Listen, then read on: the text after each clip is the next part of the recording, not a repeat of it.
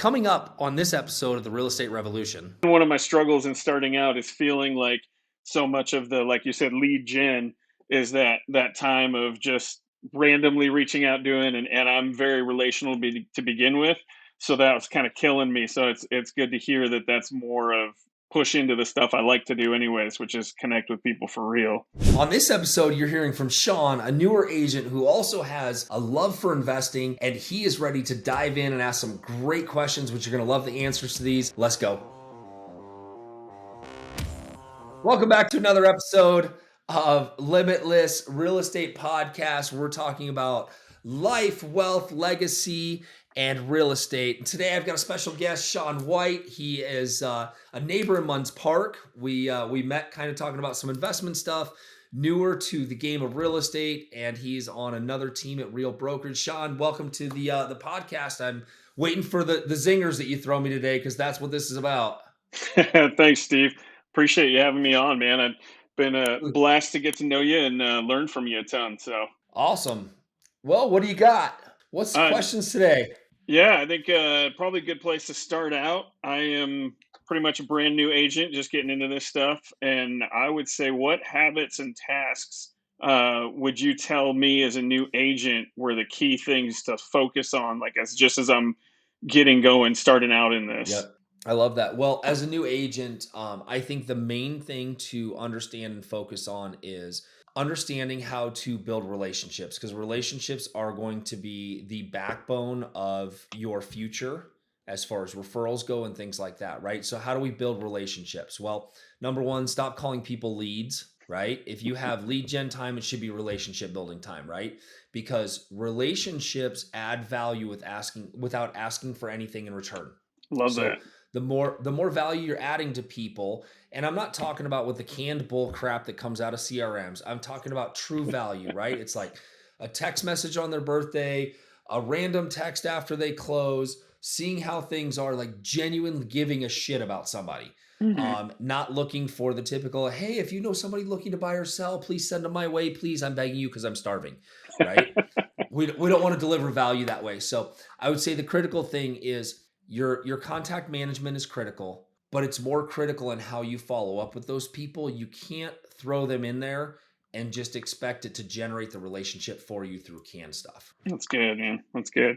Yeah, that's been one of my struggles in starting out, is feeling like so much of the, like you said, lead gen is that time of just randomly reaching out doing, and I'm very relational to begin with. So that was kind of killing me. So it's good to hear that that's more of push into the stuff I like to do anyways, which is connect with people for real. Exactly. Awesome. Well, I also am wondering, so being a new agent and then also really interested in investing, kind of how you go from that spot of brand new in all of this, figuring it all out, to investing myself, becoming an investor myself, but also walking and leading people into that. I love that you talk about, doing strategy sessions with people all the time, and that, like, that really resonates with me because that's what I want to do. What does it look like, or what would you recommend? Hey, this is how you can kind of get from A to B. Because sometimes I feel like, hey, I want to do that, but then I feel like that, the newbie who's like, yeah, but I'm here, and what do I give you in this strategy session as I'm figuring it out myself? So I think there's a path for every agent that starts in the business, and the path is to learn the traditional side, right? So you understand the flow, you understand the contract, you understand the ins and outs of representing people so that you can do a good job for people, right? It's the one fallacy of our industry is you get in and then you go practice on your family and friends, right? And it drives me insane that somebody's like, oh yeah, my sister just got a real estate license. She's going to do a bang up job on my $2 million house. I'm like, I bet you she will. Good luck with that, right? So getting really good and having a good mentor in the traditional space is really smart, right? Depending on how fast you pick it up or how hard you're wanting to work is a great way to understand the flow of property and escrow and all those things. During that time, I think it's a great idea to start thinking about, before you invest in property or those types of things, it's investing in yourself, right?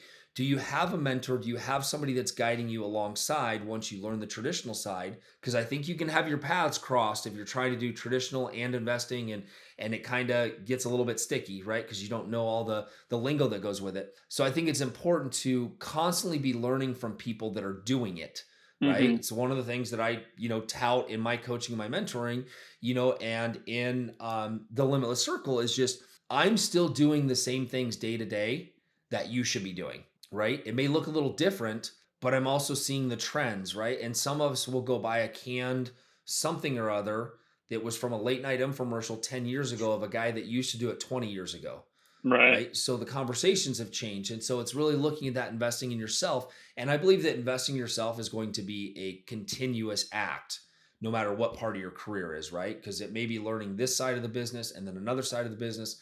Some of it, hey, may have to do with like some of the things that I'm involved in, which is masterminds. So I do believe that continuing education is always, but I also believe as a newer agent, you can start to practice by looking at MLS as if you were an investor. Does this make sense? Can I follow this property through the process? Somebody bought it for this. How much do I think they put into it? And so you kind of get to practice your numbers and know your areas and your deals and what you're Right. truly looking for in investment. Okay. How what would you say in terms of, being a new agent and being in that, like you said, starving and feeding my family, but that's not what we're putting out there, side, and getting the investment, the mentorship, um, ways or directions to look for that or seek that aren't the, hey, here's a $15,000 mastermind, or here's a, $1,000 a month gig when you're just getting started.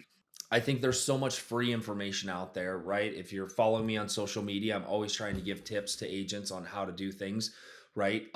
There's a ton of YouTube stuff out there, a ton of people that are giving a lot of free information around things, right? And so it doesn't mean go buy a course. It means right now you might not have money to invest, but you want to invest time because you have more time than money, right? So those things are going to give you ideas. You just have to be careful with who you practice those ideas on, Hmm. right? So you may hear something that somebody did in Atlanta, but it doesn't work here in Phoenix because the laws are different or things have changed, right? So we have to be careful with that. But I do think that there's all kinds of investment groups that can be gone to, like Phoenix RIA, ASRIA. Like these are investment clubs. You can go and hear people talk for free almost once a month or twice a month, which is really good learning experience to kind of keep. And you never know who you're going to meet at those events, right? So I always say, go find the places where the investors are and learn and be around that and be willing to soak it up and be a sponge in those environments. Awesome. Yeah, that makes sense. Um, what ways? So I know for me, I starting out. Obviously, I got on a team because Hmm. I need to learn, need to start in there. Yep. Yep. What ways would you encourage me as a new agent, to leverage, like being part of a team, being on a team with guys who've been doing it for a few decades? Well, being on a team and like, let's just cut this down a little bit more is that if you're just getting into the business, you're like, oh, well, I don't want to go to a team because splits always become an issue. You have to understand that if you were a doctor and attorney, you paid like 12 years of schooling and you've got a gazillion dollars in student loan debt. No doctor gets to go into the emergency room and go, cool, I get to hang out with you and cut this guy open and this is how I'm going to learn and I'm going to get paid to do it even if I Right. screw it up, right? If we get into real estate with a mental mind shift of not looking at splits, not looking at things, but realizing that I'm willing to invest part of what I could make for the proper training, Mhm. right? For somebody to help me cover my blind spots. When I started in the business, I started for $8 an hour working for my dad. I didn't write a contract for the first 2 years. I showed houses and I listened. And that was how I learned the business. It wasn't through, okay, I got my license and now I'm going to make six figures this year. I wanted to learn it. When I started doing real estate investing, I really wanted to learn it, but I wanted to learn all ends of it because I wanted to see what came from the lenders and I wanted to see what came from the real estate side and how I can maneuver through things. And I only saw that by listening to my dad and watching him maneuver through things. And so being on a team, you can't look that this person's making all this money on me versus look at how little my education costs for something that is going to teach me to do for the rest of my life. That's good. That's good. So one of the things I'm doing on my team, or just talked to my team lead about, was kind of doing a more intentional mentorship. Basically, I asked him. I said, "Hey, I want somebody. I want somebody who's willing to show up and not just go, "Hey, good job, you're out there." Like, I want Right. somebody that's actually gonna speak the truth, say, "Hey, dude, you didn't do several hours of this like you said you were gonna. That's why your numbers suck." And Right. somebody that's really gonna do that. What components or what things would you encourage that I, because I'm trying to be really intentional with it and respect his time, and know that if we do an hour a month or an hour every 2 weeks, if I can get that, would be awesome. But like, how I really make the most of that time. So the way to make the best out of that time or the most out of that time is this. You said you have them about an hour a month or a Yeah, week? we're looking at doing an hour either every couple weeks or maybe even every week Okay. starting out. So there's 2 points to this. Part 1, accountability typically comes with consequences, okay? That's how we've been taught accountability, right? If you don't do this, this will happen, right? That's how a lot of teams operate. If you don't produce, you get lopped. Accountability should not be for the consequences, but the consequences to you as to not being productive, right? Hmm. So, accountability is you being accountable, saying that I did the things that I said I was going to do, not the other person saying, well, did you do these things? That's you being accountable to you, first of all. To make the most out of that time with a mentor is this: if you truly cherish that mentor's time and want to get specific answers, then you prepare for that meeting by sending them a text the day before saying, I have these 5 things that I want to cover tomorrow. This is all I want to cover. I want to give them to you ahead of time. So if you had anything to think about or add or share, you could, and be prepared. So you're prepared for those 5 things. You're not going to get off track. Like, how's the family? How's all the things? Right? It should be very much like, this is the time that we have for this, and I want to come prepared. And if you show that person you're coming prepared, they're going to bring their A game because they know that you mean business for that meeting, and this isn't a coffee catch up. Hmm. Awesome. Awesome. Uh, I think one of the things that I'm, thinking through or chewing on, being in my 40s. I know I look boyishly young, but being in my 40s, starting out in this, and basically having had a full career already before this. When I was in my 20s, started in ministry, the stuff that I was doing, it was no big deal to grind 24/7 and just learn Mm-hmm. it, be in it. Now trying to do that and balance 3 kids, wife, responsibilities. Yep. Yep. um, what would be your encouragement or thoughts on, because I know my tendency can be like, okay, I'm just going to put my head down and grind on this, but I don't want to disregard that family time and the things I should be Sure. in. Okay. So multiple answers to this question. One, there is a time when you get into this business that there is going to be a rhythm, not a balance. And that rhythm means it's having a conversation with your spouse or your partner saying, in order for me to succeed at this, I do need to spend some extra time until I'm in this part because I'm learning and I'm doing, right? Doesn't mean you go disappear and go AWOL for 2 years, right? It's not a hiatus, but it's being specifically intentional that I'm going to have to do some extra work in order to not have to work that way down the road. Because right now you're trying to build a business, Hmm. right? You're trying to build relationships. Now, the rhythm is going to depend on where your kids are at ages, right? In fact, I just made a post today which was, you know what? There's no balance with your kids, there's only rhythm. Good friend of mine, Kyle Depia, said that years ago when he said work life rhythm, not work life balance. I'm sure it came from somebody else and I'm just regurgitating it, right? But how old are your kids right now, Shawn? 16, 14, and almost 12. Okay. So different rhythm than somebody has a 3, 5, and 8-year old at home, Hmm. right? So as we're building our lives, we got to figure out what that rhythm is because when your kids are 3, 5, and 8, guess what? They're not going to remember that you were home every night at 5 o'clock. They're going to remember the egg you threw at them at dinner, right? When you were there. As they get older, where they are now, it's a little bit more prevalent to want to be around because they're doing things, they're sporting events, those types of things, right? Yeah. But I think it's also an intention of how we set our schedule and how we set expectations with our clients. If we set expectations that we're going to respond to every text within 2 minutes, or I'm going to answer the phone no matter what, you are setting yourself up for failure. I hear agents talk about that. I answer my phone every time. Dude, I live on do not disturb. I will answer your call when I'm in the mindset to answer it, or they can call my office and talk to my staff. And I've set those expectations up Hmm. so that I can live life, by the design that I want it to be, not by somebody else's design. And that is like That's good. the mistake of all real estate agents when they get it, like, I'm going to go work for myself. You're like, nope. You just traded your 9 to 5 job For for a 5 to 24/7. 9 job, 24/7, right? Yeah. But again, it depends on how you set expectations, right? And early on, the expectations are going to be a little bit more loose. But as you become more confident in your business, you become more confident, and people will wait for your skill set, Hmm. and they will be patient with you, knowing that, although it does get frustrating sometimes, is like people say, well, I didn't call and ask you to sell my house because I thought you were too busy. I'm like, well, it's what I do, right? So it's always interesting, but those are some of the things that I would just look at, is that find the rhythm that works for you and your spouse, find the rhythm that works for you and your kids, and then devote the rest of the time to what you want to do in your work, and making sure that in the beginning you're really focused on relationships, right? Hmm. Which is texting people, thoughtful conversation, and you're adding value to people. You're not constantly sucking it from them, because then you end up being that guy that every time you call, you're like, hey, dude, I just got into a new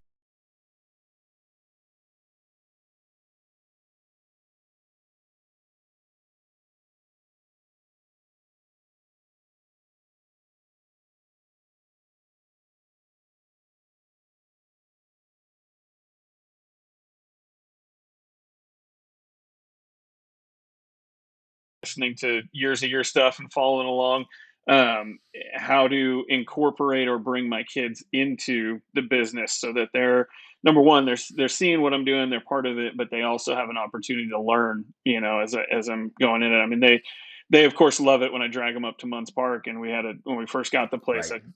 totally redid it, and I was like, guess what? You guys are moving a wood pile from here to there for the next 4 hours. And they thought it sucked, but I'm like, well, which one of you wants kicked out of the family business and doesn't want a part of this house in 30 years? So, Right, right. but yeah, what have you found, or what kind of things have you done to expose? I know you talk about it a lot with your boys, and like bringing them into it, making them part of it. Yeah, just thoughts on that. Yeah, so it's such a great question, and I love that you brought that up, because real estate was just constant in our household when I grew up, right? Whether it was cleaning out gross houses or whatever it was. I mean, I was always being paid to do odd jobs. I mean, that was part of my work ethic, right? My dad's like, "Hey, $500 to go clean this lot up," or go take a lawnmower down the street, or all those things. The boys have been brought up the same way, where the only difference between the way I was raised with my dad and the way we raised our kids, is we included these conversations at the dinner table. Like, hey, we had this client that bought this house, and we're kind of like, even though they don't seem interested in, you'd be Hmm. amazed at what they're actually picking up. So the adult conversations about what we do, and letting them know that, what they see now took me 20 years to accomplish. If you want to do this business, you'll start in the same manner, which is you're not making any money, but Right. you're learning something that is beyond, not beyond comprehension, but beyond compensating for, Hmm. right? So they're constantly learning and seeing and talking about houses, and what does it look like? Like, now they're starting to ask, well, what about your first house and your first rental? What did that look like? What was the cost of it? And then, and you can even do this with your kids. This is the cool thing. We're actually doing it as a family thing once a quarter with them, where we're going over the rental portfolio and showing them the profit and loss, That's so that awesome. they understand, because that's part of their legacy. So if Yeah. Wendy and I do pass, they understand what's happening in the business and what properties the family owns. So it's a good way, even though they might seem disinterested. And sometimes you do have to wait for them to show some interest, but they will sometimes get aggravated. Like your 14-year-old will probably get aggravated because they think everything's a lecture and everything's a learning. The funny thing is, later on, they're like, hey, I remember when you told me, right? And then it changes. So Hmm. it's letting them be privy to adult conversations, rather than like, hey, you're all sitting at the adult table, or go sit at the kids table, right? That was how I was raised, is go over there. And now our kids are fully engaged with everything that we're doing, so that they do understand it. That's awesome. That's awesome. Yeah, I knew I was probably spouting off too much at them when my almost 12-year-old was like, "I'm never living in anywhere with an HOA, and I'm going to go to Montana because their taxes are lower." So I Dude, I remember was like, I remember "Okay." my kids when we were doing foreclosures and we had to have a ton of money that we paid out in utility bills and repairs and got Mhm. reimbursed by Fannie and Freddie. When my 5-year-old pipes up and goes, or my 7-year-old, he says, "Hey, Dad," he's like, "Who's Fannie and Freddie and why do they owe us so much money?" Right? Because they heard that through conversations that Wendy and I were having That's just awesome. standing around, and they thought they Yeah. were people. Yeah, that's awesome, man. That's awesome. What would you say? I mean, so you know, I know I've told you a little bit of it. My background of doing 20 years doing ministry at ASU. Obviously, that was hugely relational. So in some ways, I'm like, Mhm. okay, I've got this giant relationship basis built. I mean, that's what I've spent 20 years doing, and then also we raise support doing it. So I've got a network of guys that were on my support team, business owners, guys that are not just broke college students or just out of college students.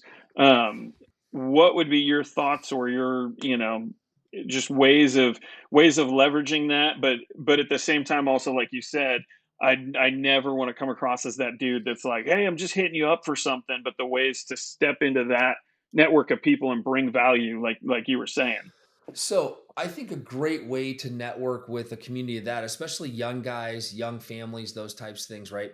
It's how can you teach something that they have questions about that they might not be ready for, right? So if you're like, hey, here's my community, these are young guys, they're at college, they're ministry, and you're like, hey guys, I want to do this free Zoom call. I want to show you the power of real estate and that it actually is possible. Here's the things that you would need.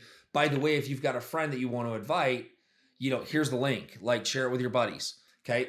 Now what happens is you give them ideas and like, oh, I could get a cosigner or I could partner with my mom and dad if I presented it this way. Or what if we turned it so so you're giving them value that gives them ideas and then they come back and you follow up from that standpoint. So it's, when I do my free trainings every month, it's about giving to people with nothing in return, right? Everybody always thinks like when you do that, there's got to be some sort of hook, line, and sinker. And the reality is, I believe that you can give and you will receive in different ways down the road. But I think that those are also ways you're like, hey, mom and dad, like you should see this.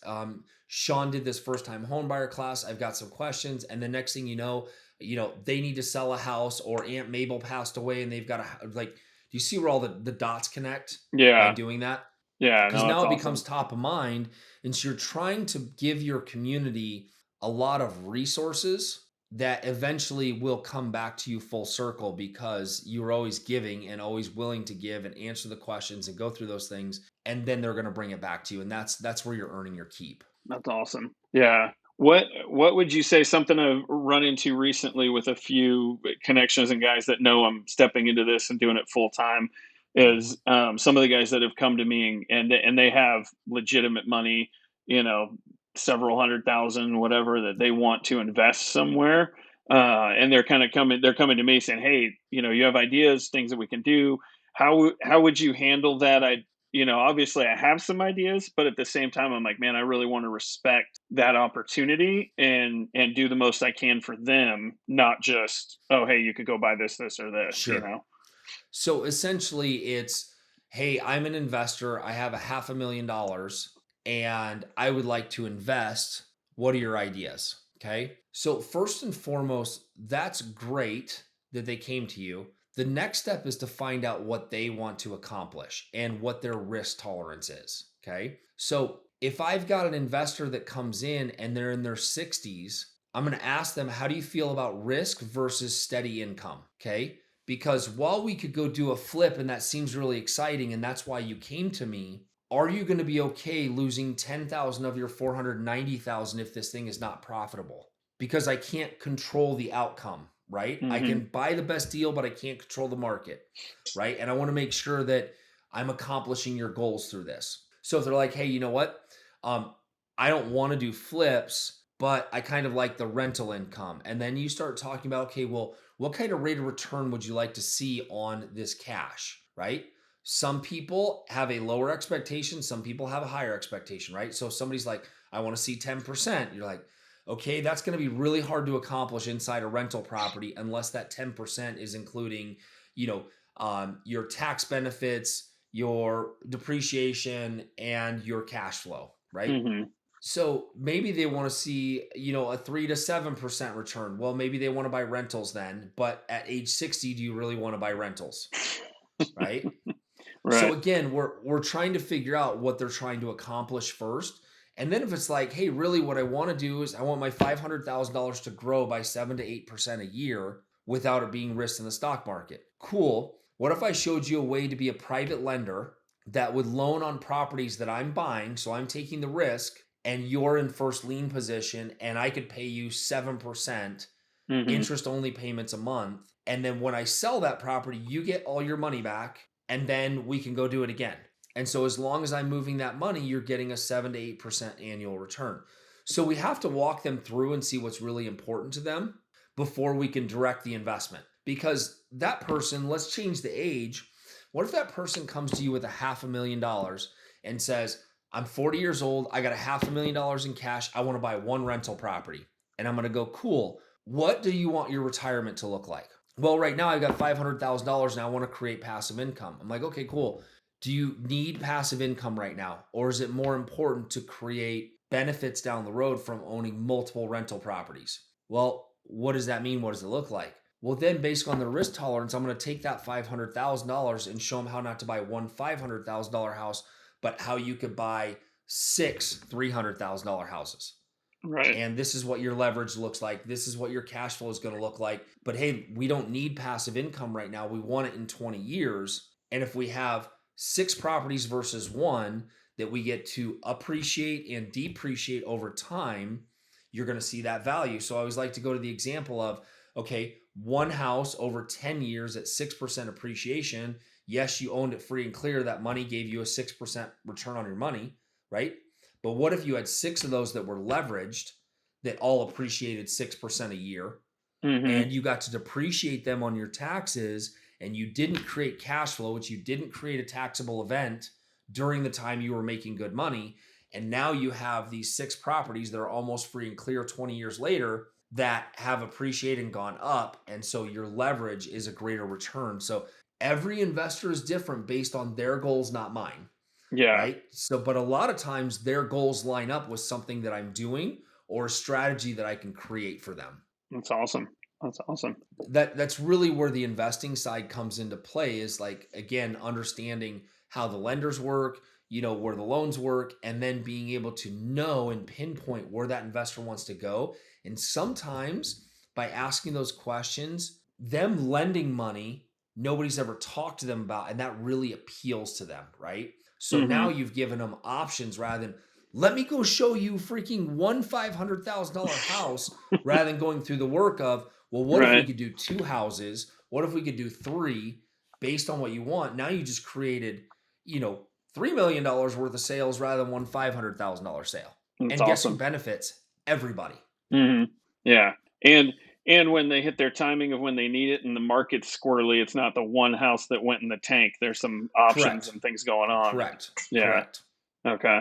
What would you another kind of similar but more specific? I had a guy that came that said, "Hey, I'm in an investment with some people. I'm probably going to be looking at about 130 to 150 grand that's going to come out of it later this year. I'm Hmm. super interested in multifamily. That's kind of where we've started, and we're going to talk Right. about it more. So, What are your thoughts on that? so multifamily versus single family. Hmm. I think it depends on geographic location because some cities have a great multifamily option. Our city does not, right? They stopped building multifamily back in the 70s and it stops in areas you may or may not want to own rentals in. And if they are good multifamily, they're in super high end areas, which it doesn't create cash flow, it creates problems, right? Right. So here's always my thing with multifamily. First of all, asking them why, right? Why multifamily, right? And most of them will tell you, well, multiple units, one building, blah, blah. Okay, that's great. We want to go through comparison numbers wise. So I gave this comparison recently, right? Go out and look at all the fourplexes you can find in the area that they want, because that's typically what you're going to find in the multifamily with 150 grand to put down. You're not going to be looking at a $2 million apartment complex, Right. right? Because you're going to have substantial, money that's needed, and 10% probably isn't going to be enough. So you got to be careful where you're playing. So most people, when they start, it's like, hey, the fourplex. Okay. So you can go out and look at fourplexes and then look at the rents in comparison to the price. Okay. So if the average fourplex is 600 grand, you're paying $150,000 a door. Okay. Now, each door has its own air conditioning, has its own water heater, has its own bathroom, its own kitchen, right? You have 4 single family homes. Hmm. Okay. Now, if you can buy that, and let's say all 4 of those doors rent for $1,000 a month, it's $150,000 purchase price. Raw numbers, it's about an 8 to 9% cap rate, right? But we haven't capped for expenses yet. That's a gross Hmm. cap rate. Now, you also have long term liabilities on all 4 of those units, okay? ACs, all the other things, right? If I take the same number, and so by the way, that's a $600,000 complex. I take the same number and I say, okay, what if I bought 2 $300,000 homes? 2 less AC units, 2 less kitchens, 2 less tenants, 2 less leasing fees, right? Those two $300,000 homes rent for $2,000 a month each. It's the same income but less long-term liability, Mm, that's and good. you can split the investment up, right? If I want to sell Yeah, this one and move it on, I can. If I want to do this, right? And there's more inventory to choose from in the single family rentals than there is the multifamily. it's true. There's more people vying for that, and some of the multifamily here just isn't in great, we call them C and D class neighborhoods, Hmm. where it's not the upper end tenant to where you can go buy a single family home in a reasonable upcoming neighborhood that might appreciate better. And the other thing too about fourplexes, we're not factoring the same appreciation calculations that single family has. It's all Hmm. based on cash flow. It's true. So people buy value based on cash flow in multifamily. They don't buy it based on what the appreciation is going to do to the property. Now, That's, I'm going to go one step further on that. Sometimes it's looking at the fourplex, like one that I recently bought. It We paid 500,000 for it. I think it's $4,500 a month in rent. It's a good unit. Excuse me. But the lot that it sits on is surrounded by higher rise multifamily. So we're looking at not what it is, but what it could be. So hmm. I'm looking at the cost of a 1960s building and the footprint. Can I take this to an eightplex? Can I build something new here down the road? So sometimes it's also looking at what it could be in the future, and that's going to be part of the investment Yeah. strategy. That's how I wish I owned a few of those dump fourplexes in Tempe that now are the footprints for these massive. Dude, we don't want to talk about regrets because, whenever I go back to the 2008, 2009 days, I can tell you in Sunny Slope, we were selling fourplexes that were completely boarded up for 15 grand. Like you think That's about what you've paid 15 grand for in the last year, yeah, and I'm yeah. thinking about how many units I could own back then. But this is the great thing. Where you're at, Shawn, is you will mentally be prepared for no matter what market is doing, right? If it's up or down, if it starts to go down, you're going to go head deep in the investment mindset, right? Because that's when people come out of the woodworks, right? If Hmm. if I was investment mindset in 2008 and I wasn't worried about making commissions on sales, life would have been a lot different, right? But I didn't have the mindset. So I wished Yeah. I had more of it early on. And you know, I wish I knew now what I know or whatever that is, right? What I know Exactly. now back then, it would have been a lot different. It's true. That's true. Yeah. Plus, in that whole fourplex rundown, when your D class neighborhood tenant, recreationally uses on the weekend and burns the whole place down, then it's yeah. Yeah. Yep, then you exactly. then you've just impacted all four instead of just one of them. But no, Exactly. that's good, man. I'm curious your thoughts if there's still a minute for it on some of the no cash creative like subject to I know a lot of that's like a hot topic being thrown around more. Yep. Just your thoughts on that style of investing or ways of getting into properties. I love that style of investing. When you can do something where, I mean, the simplicity is, if somebody owns something free and clear and you can show them how to create income by doing a seller carry, it works great, right? It's a great way. We've bought some stuff on seller carry and done really well on it. It's a great way to start. It's also a great way to learn to have the conversation with people, right? So I'm not scared at a listing appointment to ask somebody if they own their house free and clear if they'd be willing to sell it on terms, Hmm. right? Because they may never have thought about it. Well, tell me more about that, right? But if nobody's presented it to them, they're not going to. And again, it comes into how you present it to those people. As far as the subject too, it can get tricky. but it can be done. I do like it when, especially in older people, they're not going to need the mortgage anymore, and or somebody's passed or somebody's sick and you can take over that mortgage, then it's a great strategy to take those on. So it's just being aware of your surrounding, right? It's like the coaching that I did last year was really situational awareness. The better the questions we ask, the better the conversation, the better we can guide somebody and give them options to choose from. Yeah. And that's really the goal in the investing side, is that, as real estate agents, we walk into opportunities every day, but we don't know it's an opportunity until we ask the right questions. And then it's, which solution do I have? Can I pull out of the bag that's going to solve the problem for this person and make it a win-win situation for all of us? Is it a creative financing deal? Is it a seller carry deal? Is it sell it as is cash, right? And so then we've given them the arsenal of options, and if they choose to put it on the market, great. If they choose to sell it creatively, great.